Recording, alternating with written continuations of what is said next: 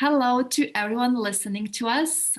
I am Renata, the conference Tėvai Ryšyje host, and our guest today is Pam Leo. Welcome. Thank you so much. I'm happy to be with you.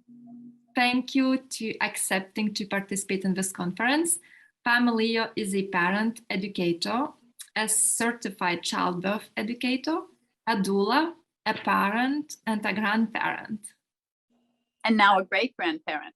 And now a grandparent. Wow. I remember the first time I heard your name. That was an interview with Dr. Laura Markham. And she told us that, everything she needs to know about connection, she learned from you and from your book, Connection Parenting. So sweet. Yeah. So I got to meet her one day. Wow. Yes, I was so excited. How did your journey started with connection? Oh gosh, so many years ago. My daughter's almost 50, my oldest daughter. The very first parenting book that I ever read was How to Talk So Kids Will Listen, and Listen So Kids Will Talk. And it remains one of my favorites that I recommend to parents and always mention. I think she was 3 at the time that I discovered it. And once I knew that there was more to know, I just became insatiable reader on the topic and just have never stopped. And the more and more that I read, then I became a childcare provider. I would share the information I was reading about with my parents and with other childcare providers. And before I knew it, I was speaking to other childcare providers and sharing that information on a bigger way. And it just kept growing. And I thought, there should be a way to share this with other parents. So I created, at first it was a 6-week course. Then it grew into a 7-week course because I realized we can't do all the first 6-week things unless we're taking care of ourselves. So that was the 7th week that I added. So when I taught that class for 16 years before I wrote the book. So what I tried to do is make the book so that someone would feel like they were taking the class. And so that was really the way that I wrote it, was based on the class. Before you read that book, the Adele Faber book about how to talk to kids so they would listen, how to listen to kids so they would talk. Did it come naturally to you, this connection thing, or was it like? No. Yeah. No, it was not the way I was raised at all. No. Like most of my peers of my generation, that was, most of us, I think, grew up with authoritarian parenting of, do as I say or else, and you did it even if you didn't know what or else would be. So it was a complete change of direction. And because we record everything we ever heard, that's the first thing that comes to our mind and to our mouth when our buttons get pushed. And so, it really took a lot of work. And, I certainly didn't have all this information when my children were growing up. I was gradually accumulating it and trying to make course corrections as I went. But so many parents say to me, I wish I'd had this information from the beginning. And I always say, so do I, because I didn't. But I did gradually accumulate it, and hopefully my children benefited from it. I think they did. And certainly my grandchildren have benefited from it. But it was very different from how I grew up. But it felt right. It felt right to me. And so I just kept going in that direction. Why is that so important to have this connection to our children? Why? Yeah, why? Well, I get asked that question a lot. And what I always say is, parents say, well, but coercion works, and it's like, yes, it does. As long as we are bigger than they are, it works because they know we have all the power. But what will we have for parenting once we're not bigger than they are and they won't sit in timeout? And what happens when we have connection with our children, they care about what we need and what we want. And that's where all of the richness lies, in that relationship, where we're doing our best to meet their needs. And in so doing, they feel connected to us and therefore care about what we need. And that gives us influence to try to do life in a way that works for both of us. So I think that if I had to just, capsulize it, it would be that they care because they're connected to us about what we need and what we want and what we value, everything. And still, it seems like it feels very scary. Like if I only have to count on connection to regulate my children, Mhm. it seems so scary because it's like, so this is like no control. So they can do whatever they want. And if they just, like we only have punishment or consequences or rewards, whatever it is we use with children, we feel like in control. I know where to push, and then the result will be that. But now I have to rely on connection, and that's it. Right? That is a great question. No one has put it to me that way before. And I guess, that really is scary. So depending on when you come into the ideas of connection parenting, if we're blessed and we come into it very young, it's just a kind of always that way. We've had connection from the beginning. If we're coming into it later, we really have to be so honest with our children and so respectful of them and just say, I've been learning some things and I don't feel happy about the way our relationship is right now. And I want it to be different. And this is what I'm going to do. This is what I'm going to change. And as soon as they start to really feel that we are making that connection every day, we are giving special time, we're listening, we're accepting their feelings, they want more of that.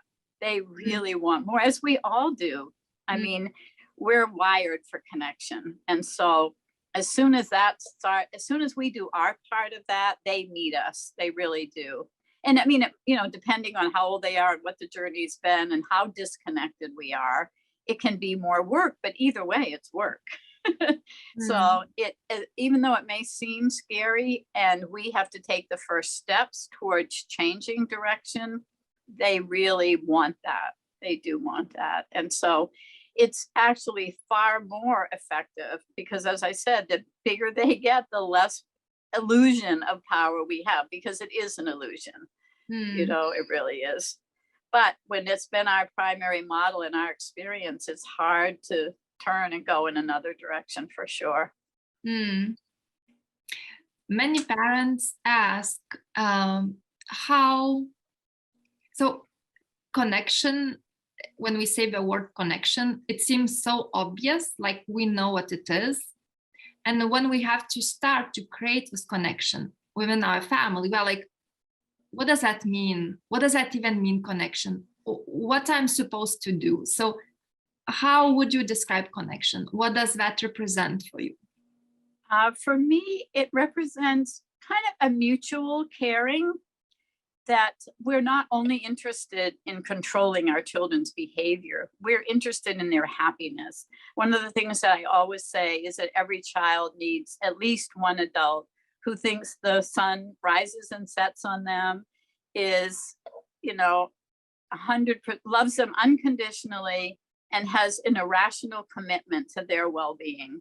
When we have that for our children, and I think parents do, I've never met a parent who really didn't, they feel that. They really feel that. And so the way we communicate that is by spending time with, the biggest one is spending time with them every day. And, that's difficult. If you have 5 children and you're going to figure out your day to spend a little bit of one-on-one time with each one of those 5 children so that they know that we care about them and they're important and what they care about is important to us, we have to really figure that out. It's not going to happen. It has to be incredibly intentional. And it really has to be just the way we feed them every day. It has to be part of the day's agenda. Okay, today I will read to Bobby in the morning. I will play a game with Sally in the afternoon. We find those little pockets of time throughout the day, because it doesn't need to be a big amount of time. It just needs to be regular. I mean, daily is ideal, but not more than a couple days should go by when we haven't had that, connection time together. It could be reading together. It could be taking a walk. It doesn't have to be some big thing. It can just be that they get to be the one who's special for that amount of time, especially when there are more than one, when there's several children, they're all vying to be number one and to be special. So when we provide that, we're creating connection because they know we care because we're taking that time with them. How do we know that we are in connection? So let's say I'm like, because all parents love their children, right? There's no discussion about it. Like we all love our children, but we still have all those agendas in our head, all those expectations. And then somehow it gets in our way. And between us and our children, there are like those programs, agendas, expectations. So what it look like to be in connection with our children when like there are those expectations in the middle? Okay, probably an easier way to look at it is, what does it look like when we're not in connection? And we can always tell if we have said or done or not done something that's making a child feel disconnected from us. And the way that we can tell that is that they will do one or all three of these things. They won't talk to you, they won't look at you, they won't make eye contact, and they don't want you to touch them. If they're doing one or two or all three of those things, then we know there's a disconnect somewhere. Because when we're connected, we look in each other's eyes, we talk with each other, we hug, we're connected. And so if we feel that coming from the child is the time that we need some grace and to say, I can tell that you're not feeling okay with us or that you're feeling hurt. Can you tell me what's hurting you? And they won't always be able to, even if they have language, they won't always be able to tell us. But if we can just, be there and just listen and try to reconnect with them by spending time with them or listening to what's hurting them. Sometimes they'll be glad to tell us. And I mean, sometimes those are the more passive ways that they let us know that things aren't okay. There are more aggressive ways that they let us know that things are not okay. They might be screaming, they might be trying to hit us, they might be trying to run away from us. So it can go either way, depending on the nature and personality of the child, how they communicate that disconnection with us. So if we, I call it in my book, rewind, repair, replay. If we say, whoa, wait a minute, things are not okay. If we recognize, I didn't listen to you or what I said was hurtful to you, and apologize and say, I'm sorry, will you forgive me? And that can feel really difficult for a parent to say to a child, I'm sorry, will you forgive me? For being controlling, authoritarian, any of those things. But we're modeling that too when we do that. And so they will see that, oh, when I do something that's not okay, this is how I mend it. This is how I fix it. And so then go back and ask for, let's do that over again. Okay, you wanted to go somewhere and I said no. Let's talk about that. Is there a way that we can both get what we need? And as soon as we open that up, the crack starts, it gets back together again, that crack in the relationship, it starts to mend. And so then we can tell if we've mended it, because then they will talk to us. They will look at us. They welcome our touch. I always tell parents, if you really want to know, ask your child to dance with you. If they will dance with you, you're back, the connection is repaired, because that involves all of those things, really. So that kind of gives a picture of how we know. But that's where it gets scary, because when we are like, yeah, but if I start to apologize, there are no boundaries anymore. That means my children can do whatever they want. And how do I manage that? Like, oh my gosh, all the power now is in their hands. Oh, I see. That is a point of confusion often, that people will confuse connection parenting with permissive parenting. And it's anything but that, really, because we're really not doing our children any favor when we're permissive. And, you know, authoritarian parenting is based on fear. It's based on the child's fear of losing the parent's love. And very often permissive parenting is also based on fear, but it's based on the parent's fear of losing the child's love, which is just about impossible to do, really. And so, you know, if a child does act in those ways, that they're yelling or trying to hit you, you know, we're not going to let them do that. You know, we're going to say, this is not okay. And this is not how people who love each other speak to each other. So we will set boundaries. You know, we all need that for safety as well as connection. And so it isn't about there are no limits, there are no rules at all. It's about how do we have limits and rules in a loving, respectful way, I think is a better way to put it. So we definitely still, you know, we have to have that in order for them to learn how to be in the world, you know, that we do this or we don't do that.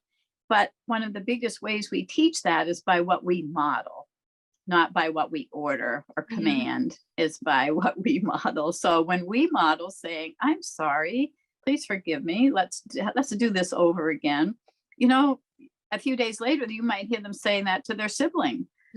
I'm sorry, I shouldn't have just taken your toy, you know, let's start over, because we're modeling that and they want to be just like us. So they don't always do what we tell them, but they always do what we do. Yeah, that's so true.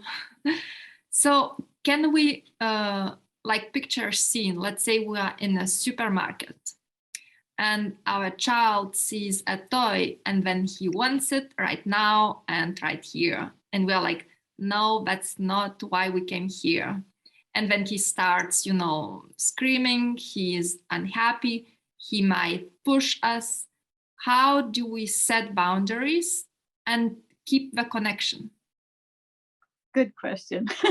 Well, I would say two things about that. One is, if we're doing daily connection time, their love cup, which I talk about, you know, how they feel connected and loved, is ideally not empty. And if we're listening to their feelings when they have upset, instead of shutting them down and letting them empty that out. So essentially, if we're keeping the love cup full, the hurts cup empty, when we find ourselves in a situation like that, it won't be as volatile.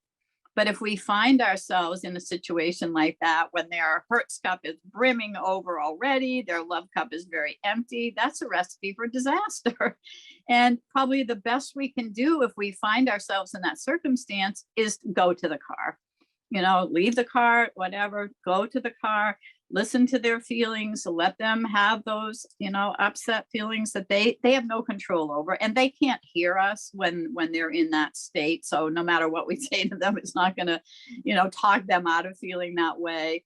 We'll probably just have to leave. But, you know, we've kind of set ourselves up for that situation unwittingly. If we've let the love cup get that empty and we've let the hurts cup get that full, and then we're in a situation where, you know, they're just trying to stuff those feelings. They're just not feeling loved. So having this toy would stuff down those feelings of hurt, and it would make me feel loved. So I must have it. I must.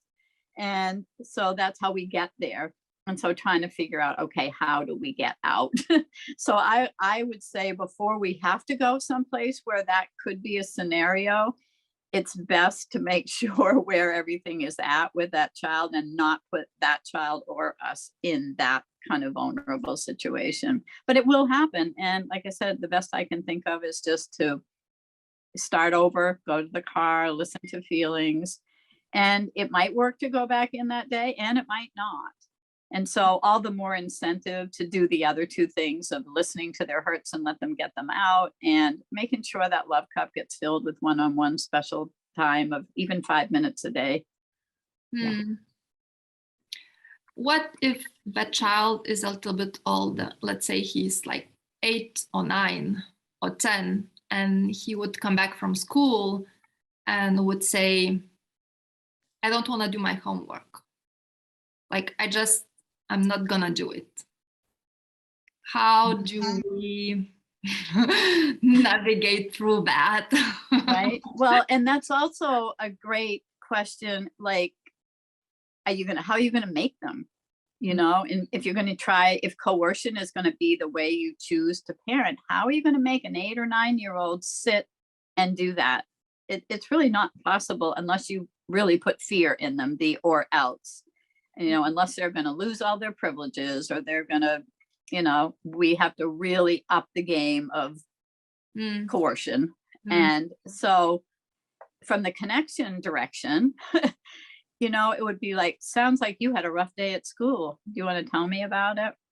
And if you think about what happens for children all day in school, many little hurts could happen all day long. And it's not a safe place to cry or get angry. So they just keep stuffing it in and stuffing it in. So by the time they get home, which is their safe place, and the first thing that happens that's adding to their pile of hurt, that's when we're going to hear about it. And that's when they're likely to fall apart or be really resistant. So probably the first place to go is, sounds like you had a rough day at school. Do you want to talk about it? Or, well, let's not do homework right now. It sounds to me like maybe we need some special time and homework can wait for a while. And again, it's not going to that place of, because I said so, you will do it now because I'm the parent and you're the child. Because if we really think about it, we do not have that power. You know, we're going to take their hand and their pen, and, you know, we can't do that. So if we can address both needs, which are always underlying any behavior, is there are either hurts in there that are needing to come out before they can move forward, or they're just so on empty that we just need to put some love in that cup so that they can move forward. It will always be one of those two things, and often both. And especially now, I mean, we have had 2 years of pandemic. Parents and teachers are, you know, stressed out and, you know, depleted. And children feel that we have that lack of anything to give. And so, you know, they're scared and this isn't the way it's supposed to be. And they want reassurance. And so they need even more when we have even less to give. This is probably the worst parenting scenario I've known, what we've endured the last 2 years. And parents have so much less resource. It's, you know, they're not getting to have time for themselves or as a couple. And it's just all need, and nobody's cup is getting refilled. It's just stress on top of stress on top of stress. And children are missing their schoolmates. They're not having the childhood that they need. They're not getting to go off and do things. I mean, it is really, I think, the hardest parenting circumstance that I've ever known for parents. So, you know, probably to think of going in another direction when we feel like we're hanging on by our fingernails might feel pretty daunting. And so I can understand the reservations that parents would feel about it.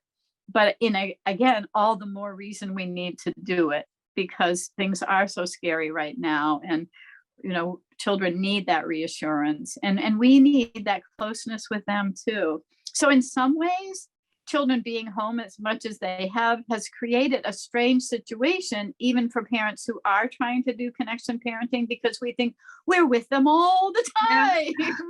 But one of the things I've been saying is proximity does not equal connection.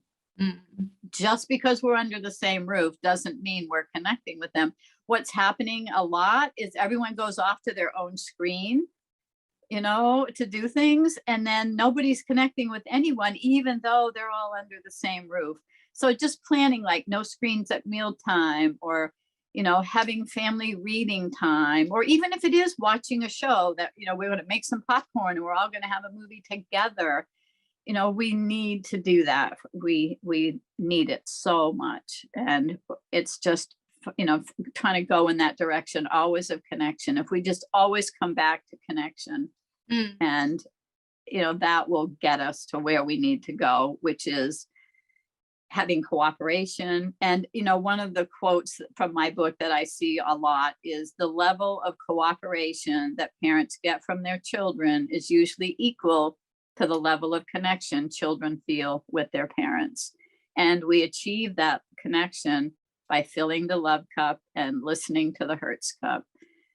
So I mean, it's simple, but not easy at all, especially when all of our experience and all of our recordings are the exact opposite. Mm. You know, I often have parents make a list of all the things that they want to give their children and all the things that they know they don't want to give their children.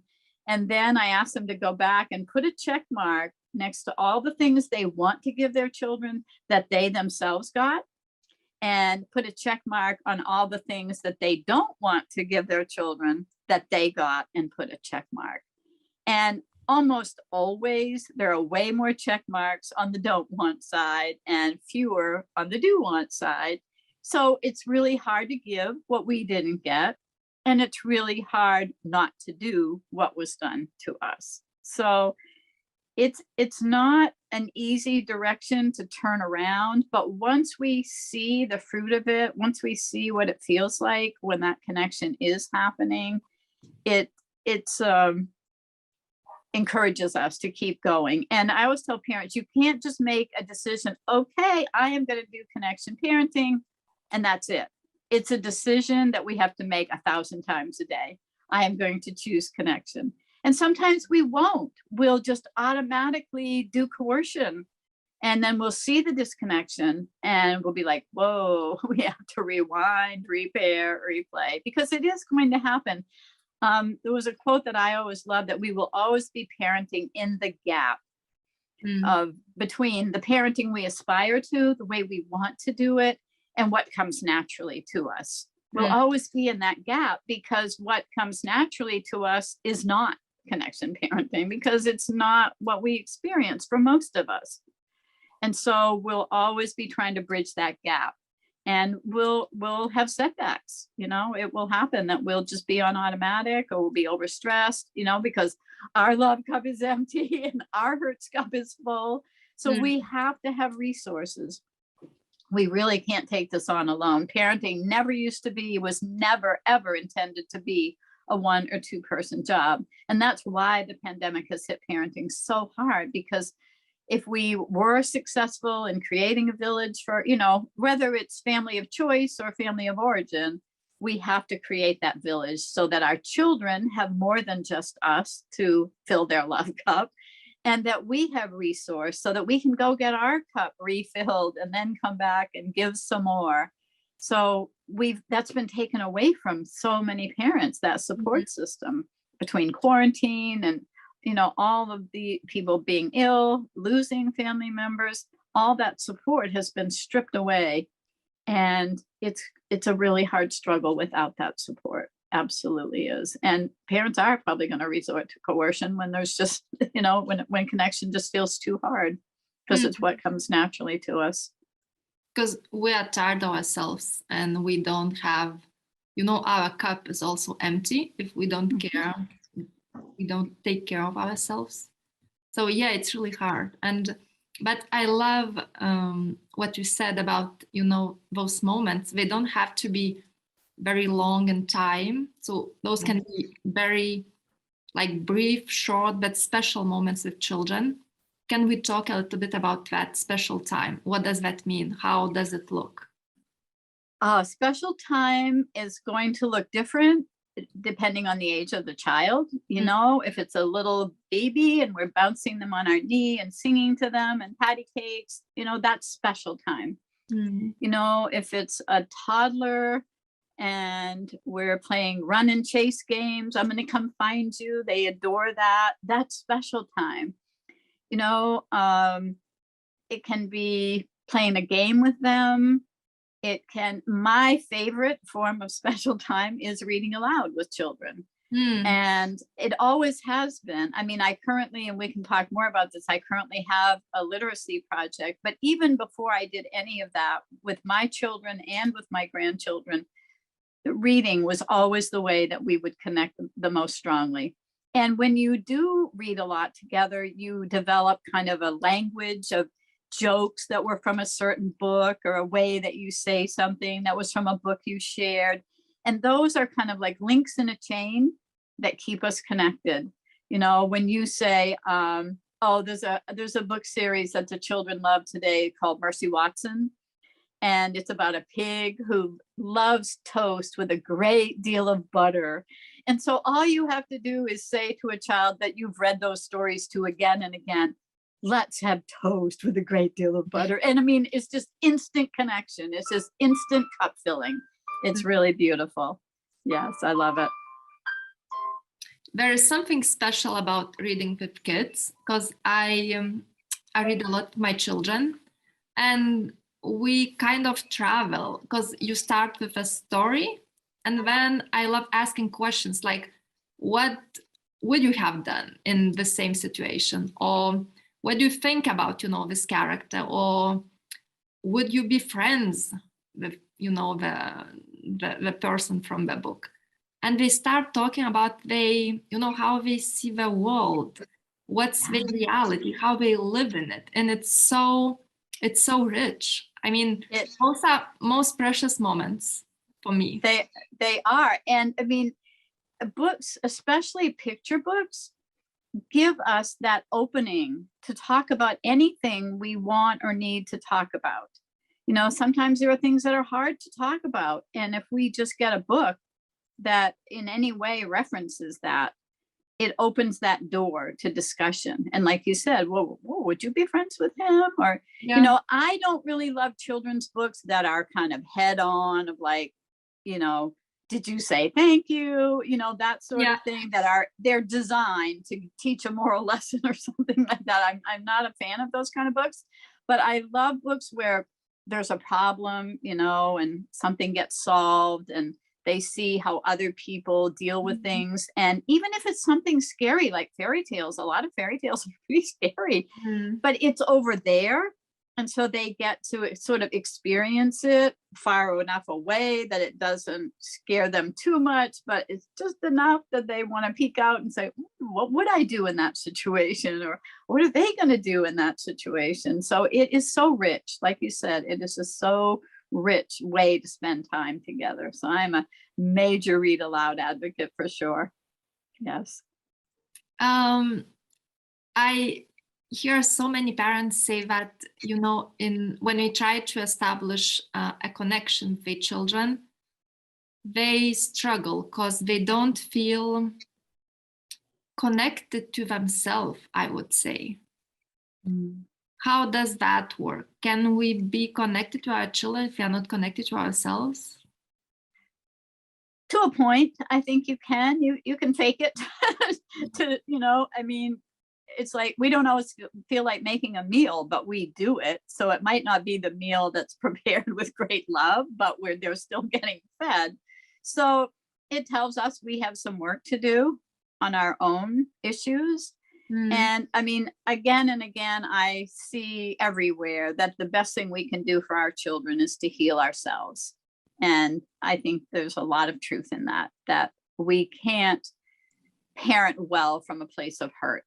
And so nothing will bring up our own childhood hurts more than having our own children. So our children really are the prescription for, where those places are that we have some healing work to do. And again, that's more reason for us to have more resource so that we have time. One of the things I've always said, it isn't until we have children that we're really so aware of all those things that we carry. And then we don't have time to work on them because we're so busy trying to meet their needs and not pass those hurts on to them. It's like, wow, this is really hard. And so it keeps coming back to needing that support of extended family, of creating a village of choice, because we do need to do that work. But in order to do it, someone needs to be with the children and, while we're doing that. So it's really both. So yes, we can do connection to a certain level when we're still struggling with those things, for sure. But it will be richer and deeper when we can come from a place of joy than it will be from when we're coming from a place of survival, for sure. Yeah. How open can we be with our children? Like, do we have to, because another fear from parents is like, but this connection with children is like we're on the same level. So do I have to tell them everything? Like, do I have to talk about my feelings? Do I have to talk about what I think? How much far should I go into this connection? Wow, that's a really great question. Well, I think there's really two things again about that. I mean, we can be honest without going into detail that they're not ready for. And it should never be a child's job to care for the parent, physically or emotionally. Mm. You know, I mean, it's nice if they make breakfast in bed or, you know, help out when we're sick and do extra chores, those sorts of things. But emotionally, we should not unload on our children. It's not their job to be our listener. We need to do that with another adult. That doesn't mean we can't say, Mommy's really sad today, or Daddy's pretty angry right now, or Daddy's very sad today. And, you know, I don't really feel like playing right now, but I will. And find another adult that we can talk to and have listen to us, or go to a counselor. It's really not our children's job to do that. And at the same time, we need to say, you know, I'm feeling really sad today, or I have a lot of anger right now. And so that, because they know anyway, they, you know, they know, you know, they can read us like unbelievably. So we need to own that, because otherwise we make them think they're crazy if they say, oh, Mommy, what's wrong? And we say, nothing, we're fine. What does that teach them to do? Stuff their feelings and pretend everything is fine if we model that. But if we model that it's okay to say I'm sad, it's okay. And it's, you know, people will say, is it okay to cry in front of your children? I always say, yes, but just not louder than they cry. You know, we can say, you know, they can see that we're sad, that we have tears, that this is what human beings do when they're sad. We cry, you know, grandma died, whatever has happened. Or I'm scared about what's happening in the world, but we're all going to do what we can to keep each other safe. I will be here with you. You know, we can give reassurance without making it sound other than it is. Or yeah, just I think being honest, but not and again, depending on their age level, how many details of what's happening we would share. You know, to a younger child, we might say, well, Granddad is in the hospital and he's not doing too well and we're praying for him, you know, whatever we would say. But to an older child, we might say, well, there's a problem with his heart and, you know, they're doing some tests. So it's almost kind of like in school, you, as each grade you go up, you get more details of what happened in history. It's kind of that way, that at the level they are able to understand. And we need to not underestimate how much they understand, because even if they don't understand details, they understand feelings, because it's all over our face, it's in our body posture, it's in our voice. So they know when things are not okay with us. And so we need to just say, yeah, I am very worried, or yes, I'm very tired, or, you know, I'm very sad. And equally, I am so happy, you know, to make sure that we share that too, you know, to share the joy. We need to share both for sure.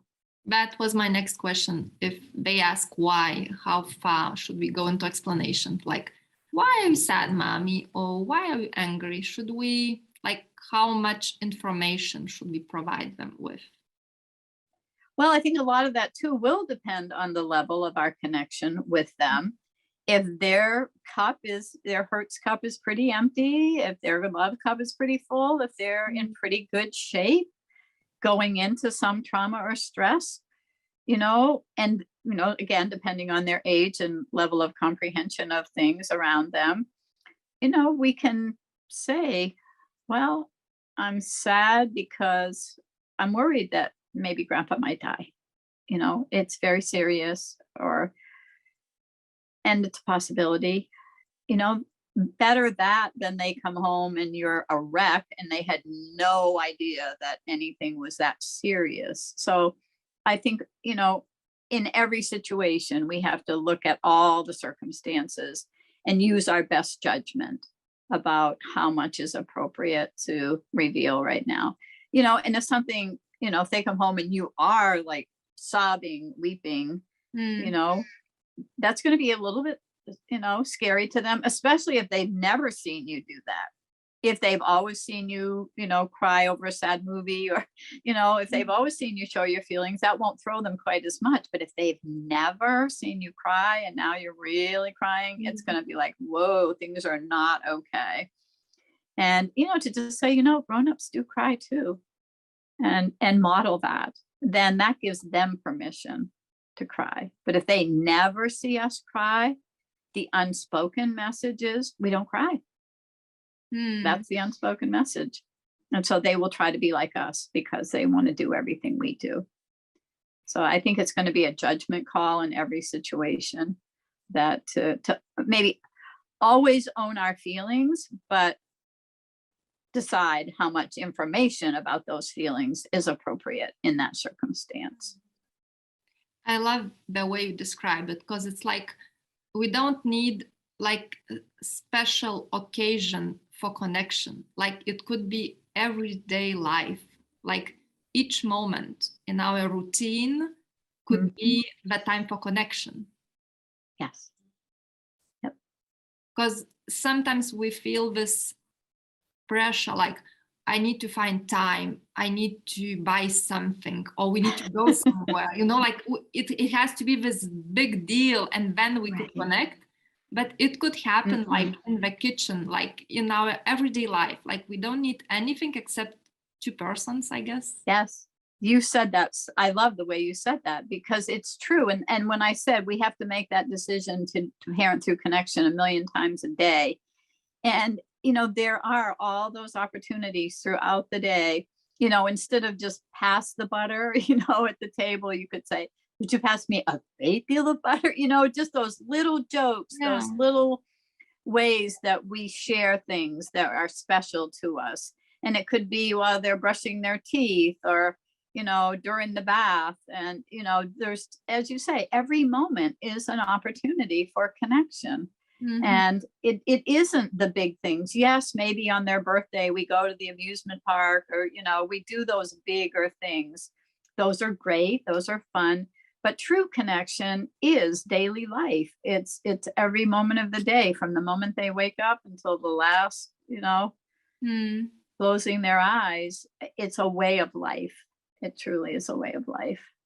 It's like doing the same we do every day, but noticing. I remember like hugging my son in between two calls, and was doing like, I finish the call, I hug him, I go back to another call. And then I was like, what? I didn't even like soak it in my body. I was like, like this, like, this automatic gesture, like, oh, come. And then and I was like, no, like I have to see him, I have to smell him, I have to feel him. And the same amount of time, like 10 seconds, I hug, like 10 seconds.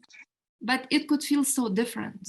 Yes, I love that, because it makes me think of one time I saw a post on Facebook about a teacher who had a special greeting for each child in the classroom. And every morning as the child came in, they would do this, like, special handshake, something. And so I thought, what a great thing that would be for parents to have with each child, where there's just some little, touch your nose, something that's like our special connection. And in that 10 seconds or whatever you had, if you had that in place, you could say, or from across the room, just these different little ways that are their special connection with us. What a wonderful thing to have. You're in an airport and it's loud and it's noisy, and, you just need to gather in and just make that connection. The more ways that we can create. There's a book that I absolutely love. It's called I Love You Rituals. It's by Becky Bailey. And it's just this gold mine of those kinds of things, of those little ways of connecting. And, we would do well to learn as many of them and employ as many of them as we can, because they will serve us so well. And it will be so rich for our children, because they'll know, like, oh, I know my mom's busy, but she remembered our little special thing. And you're right. It's the same amount of time, but such a richer connection. Yeah, I love that. Thanks for saying that. can we circle back to the reading time? Because we have this wonderful book project. Could you tell us Yes, a little bit more about it? I would love it. So I'll try to make it brief, but when my great-grandson was born, I was writing a letter to my granddaughter telling her how important it would be to read to him starting now, every day, multiple times a day. And somehow that letter that I was writing to her kind of morphed into this poem that was "Please read to me." And it felt important to me because parents are inundated with read to your child this many minutes every day, read to your, kind of like being told what to do. Mm. And this is in the voice of the child. Please read to me. And so I thought, well, who would like this poem? Who would want this poem? So I started Googling family literacy sites. And on every one I landed on was this statistic that 2/3 of the 15.5 million children in the United States do not own even one book. And I was just astounded. I was like, how can this be? I mean, I shop at the thrift shops and the Goodwill, and I know how many used books there are out there. And I thought, I can't do anything about poverty as one individual citizen, but I know I can do something about getting books into the homes of children. So I just initiated it. I founded the Book Fairy Pantry Project, and I realized that children outgrow books every day. There are outgrown books out there, and that instead of them being donated to the thrift stores and what if they could be donated to the children who need them, who don't have the books? But it was like, okay, distribution. How do we get the books from the people who have them to the people who need them? And then it dawned on me, food pantries. Every community here has a food pantry. If we got those books donated to the food pantries instead of to the sale shops, they could be given out for free. If parents can't afford food, they certainly can't afford children's books. This way also the parents get to pick them out and bring them home and give them to the children, which is going to make them that much more special because the parents have given them to them. And so this was 5 years ago, and it has just grown steadily in the last 5 years. It's in other countries, it's in other states because of social media, because I have a website of it. People get to hear about it. I have a Facebook page for Book Fairy Pantry Project, and I all the time put articles about the importance of reading and, different books that I hear about so that it can be a resource for families. And it's just the joy of my life. And people will say, well, how did you get from connection parenting to literacy? And I say, there really is such a strong bridge between the two, because the strongest, quickest way I know of to connect with a child is to read aloud to them. And I have two heroes in this project. One is Dolly Parton with her Imagination Library, who gets free books to children worldwide. In fact, my poem that I wrote about, it was my dream for 5 years to turn that into a board book for children. And it's now published. It is a board book for children, and it's dedicated to Dolly Parton. My other hero of why it's so important to get books to children is Mem Fox and her book, Reading Magic. And, it's just such a joy to me to be part of something that changes children's lives, because whether or not children learn to read is going to affect their standard of living, their whole quality of life. And learning to read should be a human right. But they can't read if they don't have books. And it's just such an easy thing to do. Children are happy to pass on their outgrown books. And so we say that, what we give out are books from children for children. So, and it's really like a social justice issue, that they get to do something really big as children that makes a difference in the world by donating their outgrown books. And we have built some little free libraries during the pandemic beginning, when the libraries were closed and the schools were closed. Children who had no books in their home had no access to books. So we were blessed with having a couple of them made and put into neighborhoods that didn't have many resources, so that there were books for the whole family suddenly 24/7. And it's just the most exciting thing I've really ever been part of. And everybody in our community is supporting it. We've had publishers donate brand new books to us. We have people who literally will go online and shop for books and have them sent to us for children. Most of what we give out are gently used books that have been donated. And it's grown from the food pantries now to we give them to children that through WIC, which is Women, Infants, and Children program, through the Early Head Start and Head Start. Anywhere that there might be children with no books, we donate books. So, and I mean, there are many similar projects in the country, but for us, I'm in Maine, and so it's pretty regional. I mean, this is where we're centered, but because of social media, it's getting out there into the world, and it's set up completely that anyone can start one anywhere, and it's their project. We're just the model of how to do it and support and coaching. So I'm pretty excited about it. So I get lots of opportunities to do author visits now that I can claim, being a children's author, which is my most exciting title. And it's just so sweet to go to schools and be able to, read to them. And I also was a volunteer at a local elementary school working with first graders who were struggling to read. And I just thought, I don't want children to have to struggle to read, because we know if children are read to enough before they ever start school, their foundation for learning to read will be so much stronger. And, just to read a couple stories a day will do it. It's, it's not a difficult thing to do. So getting books into the home is really what makes me get up every day and do what I do. I love it. It's such a lovely project. I witnessed at home some scenes when kids would come to play with my children, and let's say they would be sad that day or angry, and I don't know how, but a few times they kind of settled in, on a sofa with some books, and they would read to each other, like one children to another one. And there's this connection, around books, like looking to some pictures, like reading aloud, doing some comments. And sorry, my phone is ringing in the background. Okay. Yes, continue. Yeah, I can hear it. I'm sorry. No, it's fine. It's fine.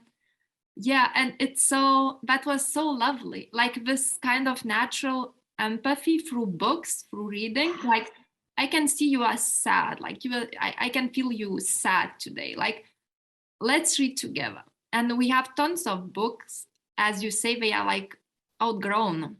We don't read them anymore. And right. So many times I was like, where should we put them? Like, and this is such a lovely idea, like to give those books to those who don't have it, even if that's like, what, like who doesn't have books nowadays? But apparently there are many families, houses where this is not the case. And what upset me most about that too is that means 2/3 of the 15.5 million, that's 10 million children going to bed every night with no bedtime story. That beautiful opportunity for connection at the end of the day doesn't happen. So every time I see books go into a home, I think that's changing that whole home, because now they will have that at night. They will have that way to connect. Yeah. And it just makes me so happy that it's such a gift, for them to have those. And they're free. So I talk about beginning to end illiteracy for free, because they're all donated. It's all volunteer. It's a totally grassroots organization. It's all volunteer. It's all donations. I mean, we do sometimes get financial support, but mostly it's donations and volunteers who deliver the books, who clean the books, who sort the books.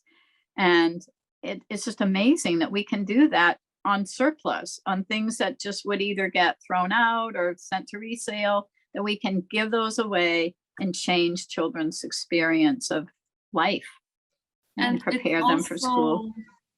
It's also about how good people are. And that's why connection matters, right? Because without connection, if we feel disconnected, we don't have this kindness towards others, because we might feel resentful and angry. but then we feel connected. We are like naturally good. We want to do good to others. Yeah, we do. And for children to start that young, knowing they can make a difference in the world by what they can give, you know, for it to start that early, that this is what we do as human beings. We help each other and support each other, and to start that really, really young. And, you know, I see parents, you know, take their children along to volunteer to serve meals at the soup kitchens, and, you know, it's another way of doing that, that we can do service. And when children grow up with that, it's just the way life is for them, to learn that so early. And they can learn that from so many stories that, you know, there's just so many beautiful children's books, that not because the book is preaching it, but the example of the characters in the book, you know, living life in that way, of being compassionate, of having empathy and having forgiveness, and all of those qualities that we want to model and promote for our children are in children's books.